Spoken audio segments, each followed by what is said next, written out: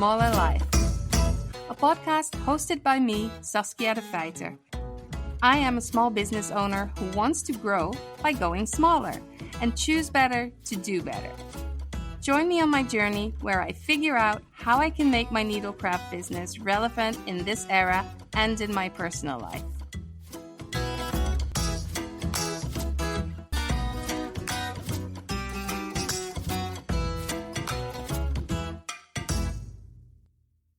Well, hello, and welcome to another episode of A Smaller Life.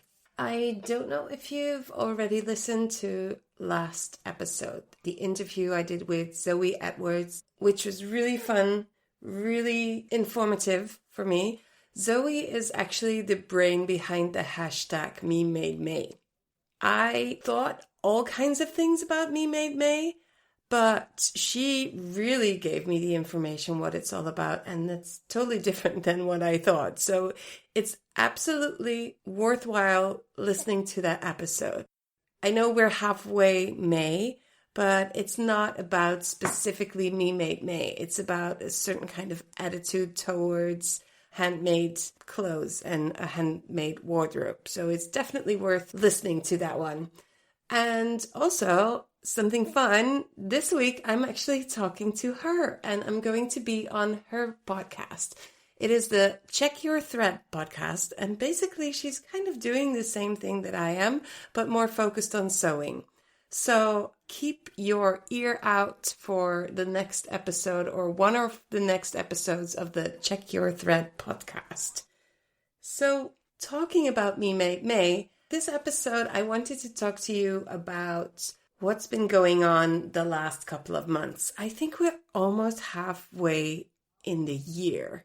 Yeah, I don't know how that happened, but we're halfway in May.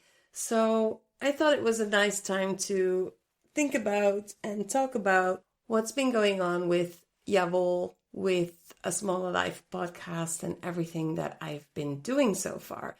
And the #MeMadeMay pledge and the #MeMadeMay theme topic month happening is really on my mind. So I kind of wanted to talk to you about that as well. So I'm going to talk to you about the halfway through #MeMadeMay, say that 10 times fast, and then kind of like a half-year review of what's been going on with the podcast and Jawohl as a business. So I hope you'll enjoy it. My pledge for #MeMadeMay was, I, Saskia, pledge to wear only handmade clothes by me or someone else, and a few items from sustainable brands that are good to man, animal, and earth. So that was something I thought I could do, something that was not too hard on a day-to-day basis, and so far so good, actually. I made a little pile of all the things that I have handmade. Well, it was a little pile because it could be a big pile, but I'm not wearing that many woolen clothes at the moment. So it was sewn items and some cardigans and some items that were not handmade, but kind of fall into the category of clothing that I would like my future clothes to fall into whenever I choose to buy them, whether that be secondhand or new. And I made this pledge to get an idea what it would be like to wear only those type of items, because that is what I want to grow into. I do not want to throw away the items that are from brands that I do not support anymore, because that would be silly. So I still want to wear them, and I still will wear them after May. Just this month is focused on the kind of wardrobe I would love to have from the items that are already that type of wardrobe. Thing is, there's some things I can learn from this month. I might miss some items, things I don't have and that I feel like I need or could have used in this month. There may be issues with colors, with shape, with all kinds of things. So I was really keen to figure out what it would be like. To give you an idea, I'm just opening this app here. I'm using the Style Book app It's not sponsored, by the way, but Stylebook, give me a call. This is a great, great app. It's meant for wardrobe organizing and helping you find more and more creative combinations of the things you already own. And it really offers you the possibility to have a lot of insights in your wardrobe that you would normally not have, because you actually take pictures from your items. You can mix and match them like you would see an outfit on a Pinterest board or something, like the cut out items, and you put them together with the shoes and the jewelry and whatever, and it looks really cute. You can do this with your own clothes. It's not hard to do. It does take up quite some time depending on the size of your wardrobe, but I decided this was a great moment to start because it's only part of my wardrobe that I'm using now. So for now, I have all of those handmade items and the ones that fit in my pledge category. I've put them in there, and I'm keeping a calendar of what outfits I wore what day. And there's so much information. I don't even know where to start, but I can see now the item I wore most this month is there's different words for this thing, dungaree from Lucy and Yak. Also not sponsored. Also, hello, Lucy. Hello, Yak.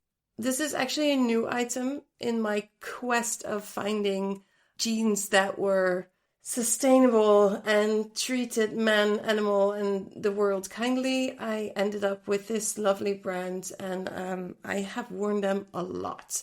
But since I don't have lots of other pants, I only have one pair of yellow pants that was sewn and gifted to me by a customer from the shop. That's the only thing I have except for these dungarees. So that was the first thing I noticed. I need pants. So what does that actually mean? Does that mean that I now have to quickly start sewing pants? Yes, because I want to, but no, I have other pants still that are not handmade and are not by the kind of brands that I like to support, but I have to wear them first. But I don't have a lot. So I think I only have one other pair of jeans. So there will be a time in the foreseeable future, there will be a moment when I have to start thinking about making, swapping, buying secondhand or new, some new pants / jeans / trousers, wherever you live in the world and what word you like. So if I decide I want to make them myself, that means I have to do some anticipation. I can feel it coming that I might need them in a month or 3, 4, perhaps. So I need to take some action. And I'm sitting here in my workroom, looking at my sewing machine, looking at a really nice hemp linen fabric in a jeansy kind of color. And that could definitely become a very nice pair of summer pants, but they won't do for winter. So I think when you decide you want to have a conscious wardrobe, you really figure out that you need time and you need to kind of plan ahead.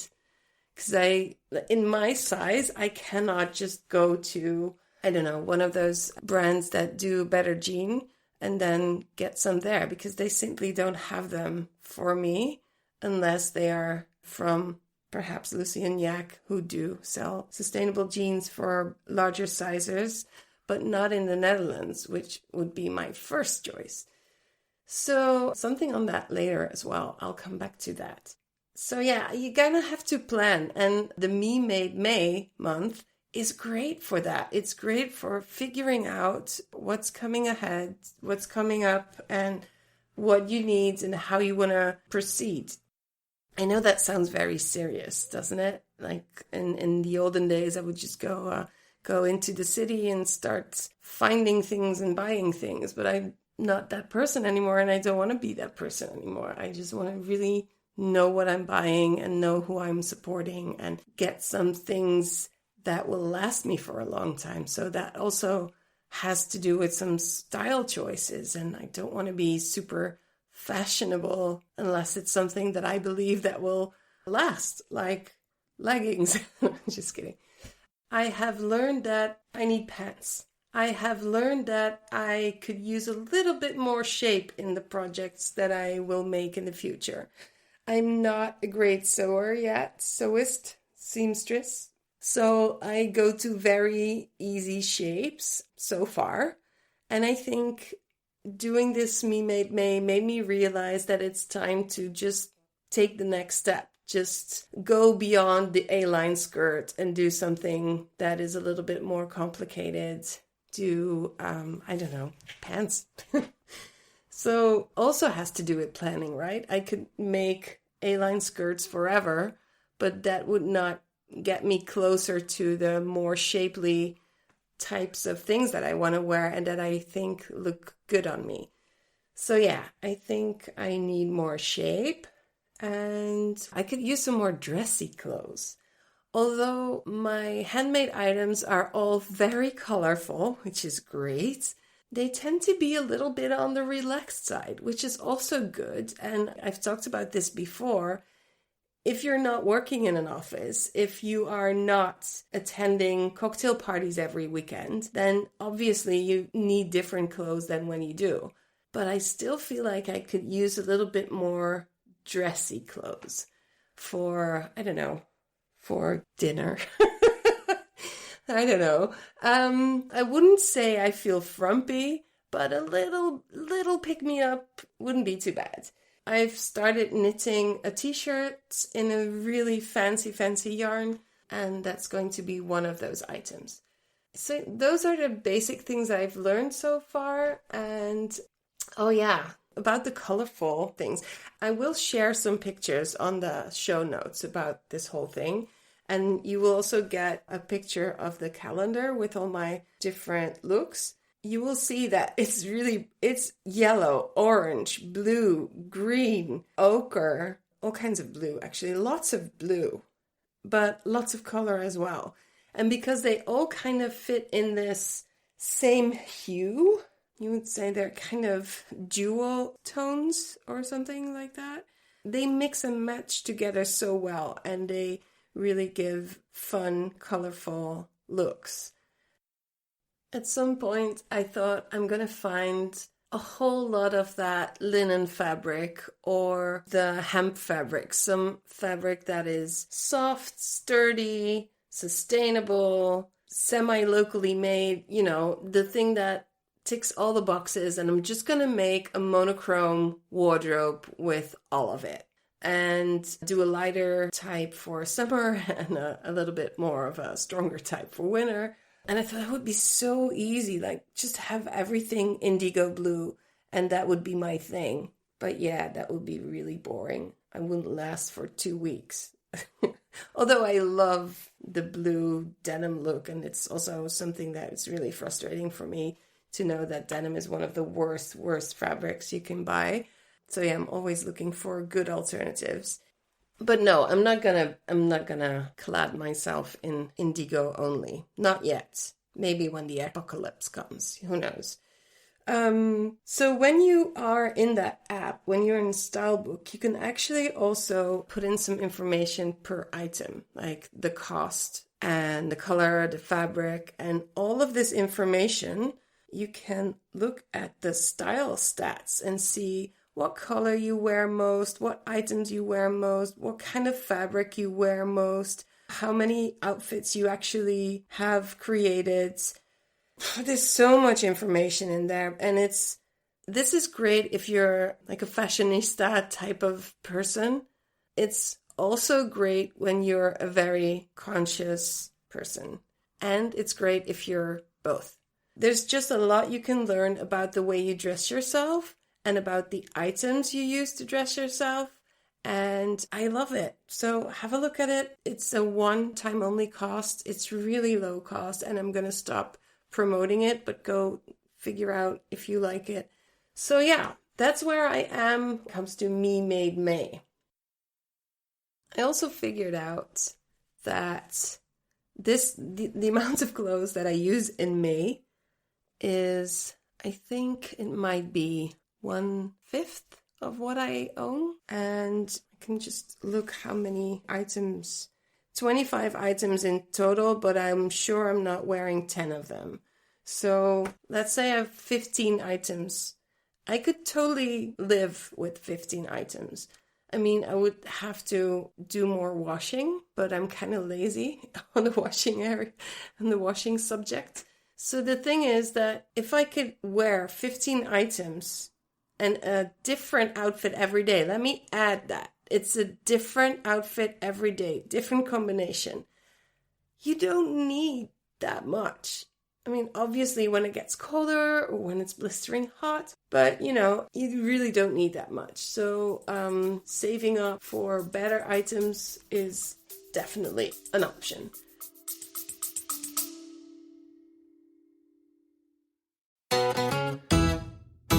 Hello, friends. I just want to say something to you quickly. So if you're liking the podcast, if you're liking what I'm talking about, consider joining the mailing list. I have bi-weekly updates on the podcast and or business insights and tips. The occasional exercise to get you ahead.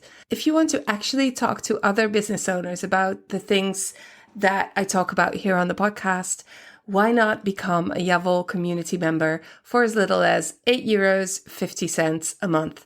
That's like buying me coffee and a croissant. But don't do it for me though. Do it for yourself, because I promise that you will get something out of it, either the emails and or the community.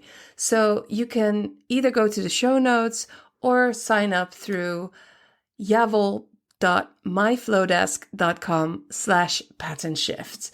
I hope you'll join us.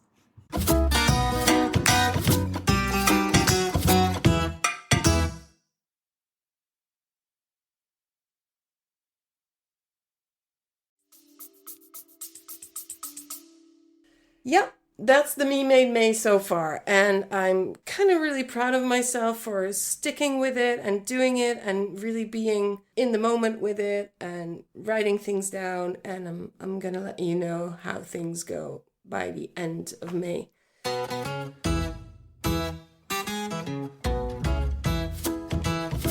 So I just really want to pause the episode for a bit to ask you something. I really love to hear your voices and your feedback. I'm sitting here and I'm making this podcast for you. I don't have a boss. You are my boss. I'm making this for you, and I'm trying to find out what interests you, what you like, what you need, what I can help you with. So, I would love for you to tell me. And it's really easy. You just go over to asmallerlife.com and then you can click on the tab in the show notes and record a message for me.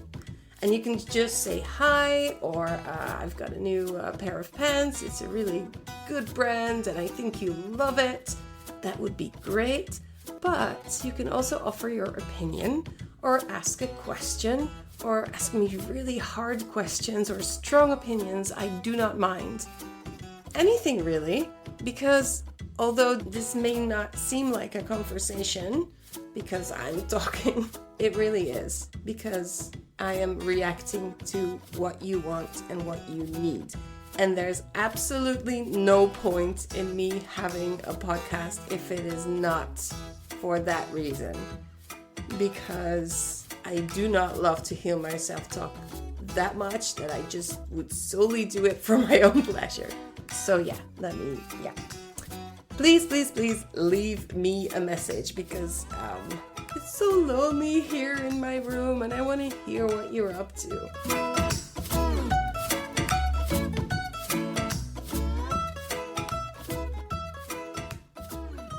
Moving on to my next topic. So we're almost halfway through the year, and I thought it would be nice to let you in on a few of the things I've been up to. For the big part of those months, the main chunk of my time went into working for a sustainable interior design business. I was hired to do branding, communication, marketing, and while I was there, I kind of got really interested in organizing their operating system from paper to digital and building a new web shop, starting a mailing list. So for the first time, I was kind of hired as a brand marketing communication specialist. And I was also there to learn about sustainable living and sustainable interiors. And it was super, super interesting. I have learned so much in those months. Most of all, what was fun for me was that, first of all, I was trained in art school. And then after that, I was trained as a marketing communication specialist in the creative field. And after that, I worked in the music industry for a while as a marketing specialist. And then when I started my own business, marketing, communication, branding was like an integral part of what I did on a day-to-day. At the same time, the business asked for so many other tasks and energy that marketing, I couldn't do it on the level that I wanted to do it because I was on the shop floor, I was teaching, I was buying stuff to sell, I was doing all those kinds of things. And around me, I saw the marketing world do different things and I tried to keep up with it. And I know how hard that is as a small creative business to feel like you have your tentacles and all these different things and you have to be good at everything and be everywhere at the same time. And then you see your competitors do things that you wanted to do and then you're like, no, I can still really tap into that feeling. So it never left me. But when the first lockdowns hit and I started studying the things that I didn't have time to study when I had the shop, I really got back into especially also the branding and especially deciding how do you want to communicate and what do you want to communicate? What is your mission? What is your vision? How are you different and how are you going to make the world better? And it's super okay to earn a living while you are doing that.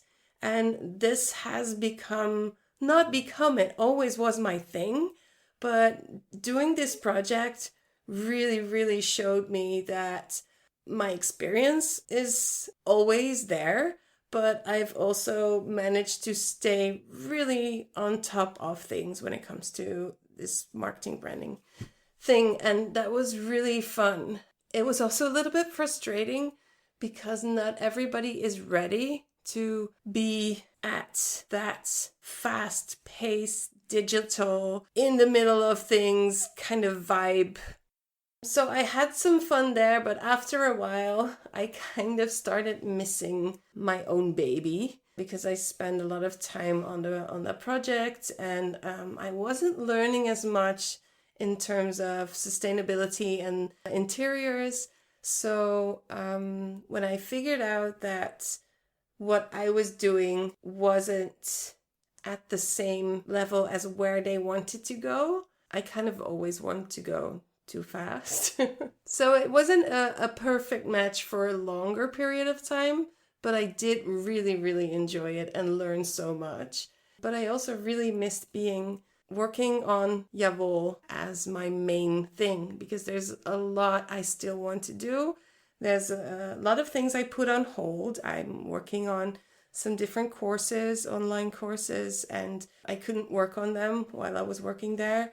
So yeah, I'm really excited to be back and to be completely focused on a smaller life and Jawohl and the community and all of that. So that's been the main chunk of my time the last couple of months. I thought it might be also nice to give you a little bit of insight of what's been happening in the Jawohl community, as well as the Building Better Businesses Circle. So I'm going to go ahead and talk a little bit more about that. In the Jawohl community, we have kind of grown into this space where we slowly but steadily get information, do little challenges that get us closer to that sustainable, conscious, happy, fitting lovable wardrobe. This is what the Jawohl community is growing into. It's really growing into something because, as I told you with this podcast, I want to do these things in service of what you need. So I do it with the community as well. So there's a lot of pivoting, there's a lot of asking questions, there's a lot of workshopping. So if one thing doesn't work, I'll try it a different way. If people having a hard time sharing things, I try to connect them to somebody else. It's really a work in progress, but I absolutely love doing it. And what it's growing into is you could compare it to a fair, a county fair. So you come into the entrance and then you see all the colors and all the lights and all the fun booths, and there's the pie baking contest to your left, and on your right you can have your fortune told, and there's a swing, one of those that goes in the round with swings. I have a very specific image. And in this online community, you can walk around and see lots of things happening, and you can get a taste of different things. That's where you are as a member of the community. Every month we have a theme, so that would be a different tent or a different area where the sheep would be, what's that name? Gekeurd. Keuren. Allie, what's the name for keuren? Yes, Saskia, I looked it up. Keuren is spelled Keuren. It is the criticizing or the judging of livestock. In the States, where I grew up in Western America, which is really big farm ranch area, we just called it judging. We called it cattle judging or sheep judging. When you go to the county fair, we have two different organizations which are always really active in this. If you are a youth, and that's either 4-H or FFA, which stands for Future Farmers of America, and they also use those terms. They just call it judging. So you're there with the sheep, and you don't have to pay admission for that, but you can learn a whole lot from looking at the sheep, looking at what sheep are graded best, I don't have the terms for it. And you can also go and see the pie baking contest, and you can watch all the pies, and you can maybe taste a little bit of it. And these are the themes that we do in our community. So last few months were about color, about structure. We also did a clear out and a clean out where we took out all of our clothes, held them up, put them on, and decided which clothes were going to stay and which were going to go. Then we cleaned out the whole wardrobe and then put everything back that really felt like it was good, it was us, it would last for a little bit longer. And then we also had a little pile to donate, a pile to mend, and a pile to recycle. And doing these things together as a group, it's not brain surgery. You can do it right now. Like, go do it. You can do it right now. You don't need me to do that. But you, as well as I, know that if some other people are doing it, and if they're sharing their pictures or their story or both, then you are kind of excited to get in on it, right? So this is the power of community. People start sharing what they experience, what they've learned, and then you're like, yeah, you're right. Oh my gosh, I should really try to do that myself. And it's so simple, but it really works. And then after the clear out and the clean out, we did our pledges for Me Made May. Now I have to be honest. I think people are still kind of in the clear out, clean out modus because there's not many pledges, but it's on people's minds. And I've already had some messages saying, I haven't done the pledge, but, and every but counts. Every step forward is a step forward. And the online community, you should be in there because you like it, because you want to share, because you want to learn, because you feel overwhelmed in all the social media and you kind of want a smaller group of people to hang out with and all those reasons. So these are the things we've done in the online community, and we're moving forward into June. And I'm not going to tell you what we're doing then, but it's going to be fun because it always is.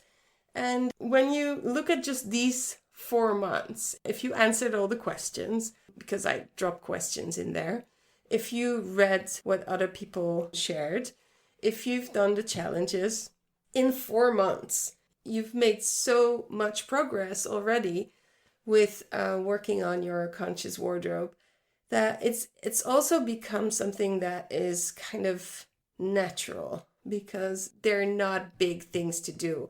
I will never like stack up challenges that are undoable because then I know that you're not going to do it.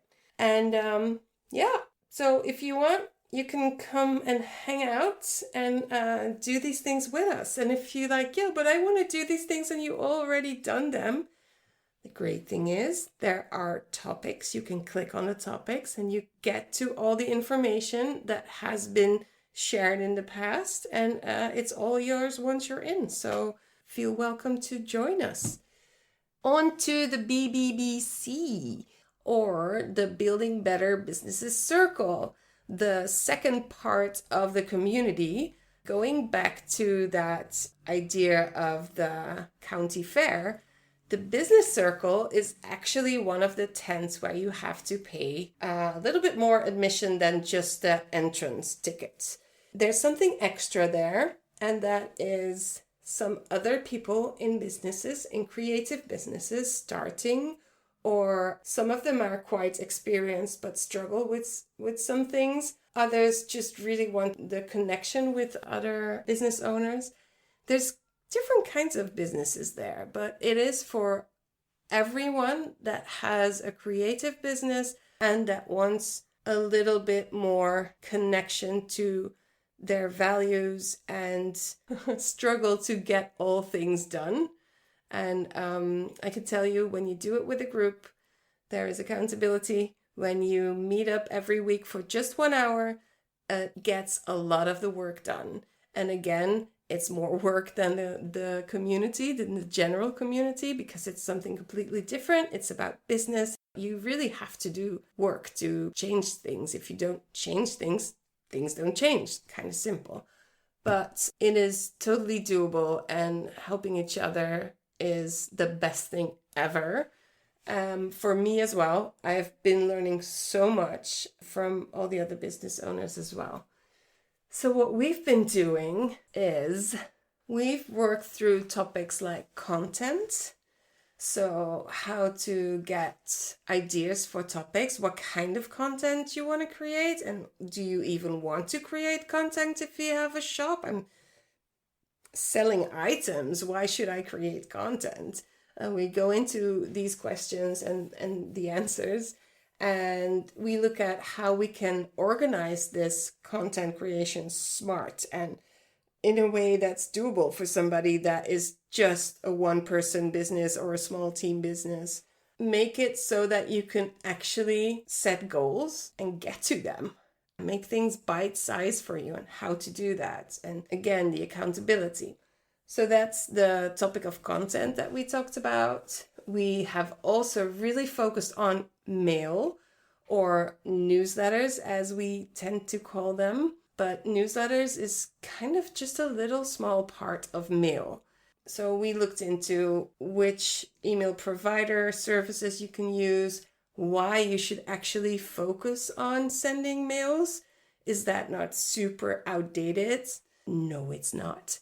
And doing research, what kind of mail do you like? What kind of mail would you like to offer? And how can you organize it in such a way that you actually send it and not just whenever you have a new product and then send out this 4-page long epistle that people will not read because it's too much.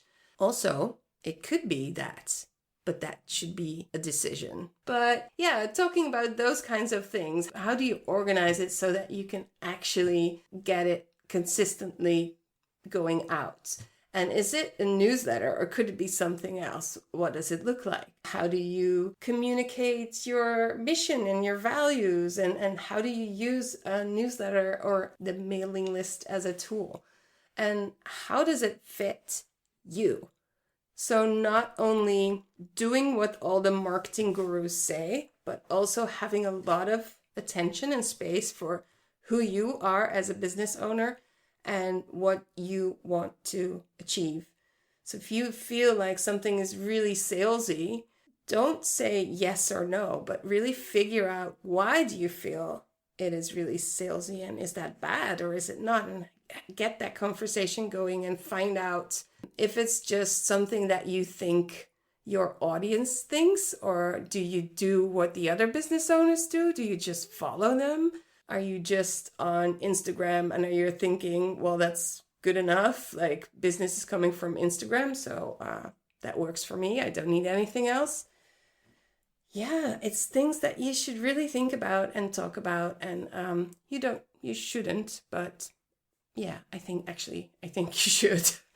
So that's what we've been working with. And now we are moving on to websites.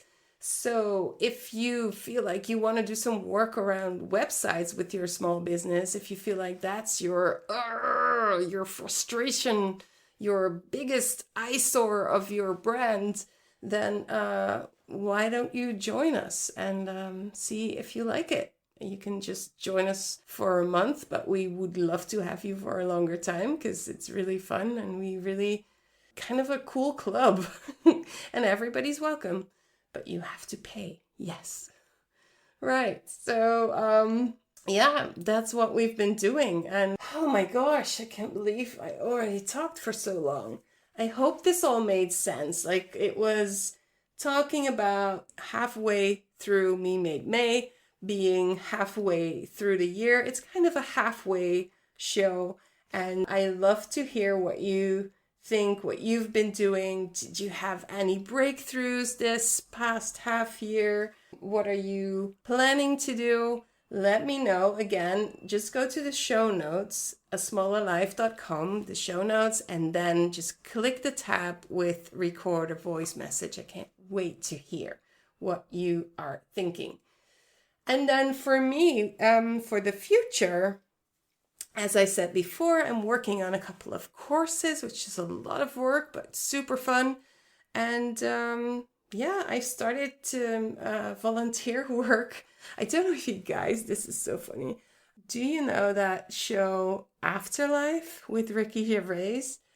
So he works at a newspaper and they go and interview, people in their community. And they usually have really weird things going on and they have to report on those things for the newspaper. And he brings his colleague and he takes his little camera. It's the type of camera I got for my 10th birthday. It's so hilarious. And then they talk for like 2 minutes and then this guy takes one shot and that's it. I am now that guy. I now am a volunteer for the Krooswijker, which is our local quote-unquote magazine, and it's very interesting with very interesting people. So obviously it's not exactly like in Afterlife, but it just kind of makes me think about that. And I just went out and did my first shoot, and that was really fun. I'm looking forward to meeting lots of people in my neighborhood. And so that's something extra that I'm doing. Also thinking about another podcast to do with a friend about this area of the city. And we have some fun ideas, but nothing set in stone yet. But I'll let you know if we really get to it. So in summer, I'll probably take a break, but it's not summer yet. So you can expect a couple of more episodes from me. If you want me to interview certain people, if you are interested in hearing about certain people, let me know. All right. Thanks for listening. Bye.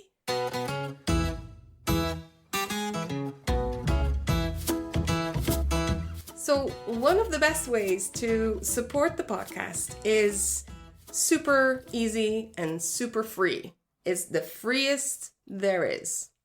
That is not English, and I don't care. So what you do is you go to the platform of your choice where you are listening to this podcast. You rate, you give it a couple of stars, preferably all of them. You review, you actually type a little text. You say, oh, Saskia's so great. She's so cool. I love it. Or she smells and I never want to smell her again. Or anything like that, but be serious and mean it.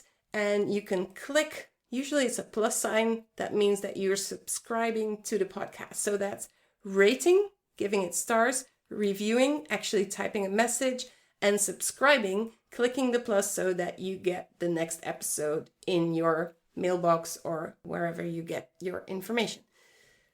That would be awesome. And it's free. If you want to do a little bit more, if you want this podcast to become more professional, even more, if you want it to grow, if you want me to reach a larger audience with my message of surpassing the fast fashion industry, then please, you can become a member of the community. Now, hear me out. If you are a member of the community, I always talk about community is about sharing. It's about being part of it and being active. That is absolutely true. A community is really actually not for lurkers. And I know if you're busy, then you're busy and then you do not have to do anything. You're welcome either way. But it is set up in a way that it works if you are active. Just saying that. So I know that lots of people just really don't want to be that active, and that's okay too. So in one of those moments where I thought, okay, I'm gonna have to do this different. I still have my Patreon, so I kind of changed it around a little. And if you want to support by just donating a small amount each month and just be quiet on the background and be a supporter, then that would be awesome as well. So that's also an option. So that's patreon.com/asmallerlife. So there's 3 ways to support, and I hope you pick one of those. Oh, actually, there's a 4th, even easier. Share with a friend. Just share with a friend. Just tell them this is a great podcast, and they might learn something from it. They might tell somebody else something, and then we can also get the movement going. So that's 4 things. Please, at this moment, wherever you are, I want to know where you are. Just say out loud or whisper, I want to pick one of those 4 supportive things. Please do that. I'll see you next time. Bye.